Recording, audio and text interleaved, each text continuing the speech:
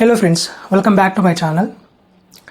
ఎవరైతే credit card payments లక్షలు చేస్తూ క్యాష్ డిపాజిట్స్ ఇష్టం వచ్చినట్లు చేస్తూ మనవి కాని ట్రాన్సాక్షన్స్ని చేస్తూ ప్రాపర్గా మీ క్రెడిట్ కార్డ్ని పేమెంట్స్ని బ్యాంక్ ట్రాన్సాక్షన్స్ని మెయింటైన్ చేయలేరు, అలాంటి వారు చాలా సమస్యల్లో ఫేస్ చేయాల్సి వస్తుంది. ఒకప్పటిలా ఇన్కమ్ ట్యాక్స్ డిపార్ట్మెంట్ లేదు. ఇప్పుడు వారి వద్ద ప్రతి ట్రాన్సాక్షన్ డీటెయిల్స్ రికార్డ్ అవుతున్నాయి.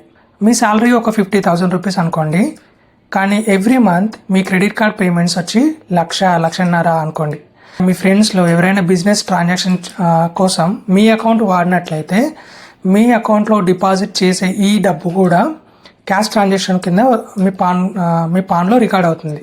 మీ క్రెడిట్ కార్డ్ పేమెంట్స్ మీ క్యాష్ డిపాజిట్స్ మ్యాచ్ అవ్వకపోతే 50,000 ఇన్కమ్ ఉన్నవాడు 1,00,000 క్రెడిట్ కార్డ్ పేమెంట్స్ని ఎలా చేస్తున్నాడు అనే ఇంటెన్షన్ తోటి ఇన్కమ్ ట్యాక్స్ వాళ్ళు డైరెక్ట్ నోటీసులు ఇష్యూ చేస్తున్నారు. అలాగే వాళ్ళు ఏమంటున్నారంటే దాన్ని ప్రూవ్ చేసుకోమని అడుగుతారు. సో దాన్ని ప్రూవ్ చేయడం చాలా కష్టం. ఒకవేళ మీరు ప్రూవ్ చేయలేకపోతే హ్యూజ్ పెనాల్టీ పే చేయాల్సి వస్తుంది. సో ఇలాంటి ట్రాన్సాక్షన్స్ని అవాయిడ్ చేయడం చాలా బెటర్.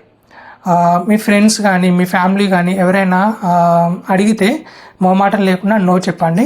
అనవసరంగా చిక్కుల్లో పడకండి. Thanks for watching. See you in the next video.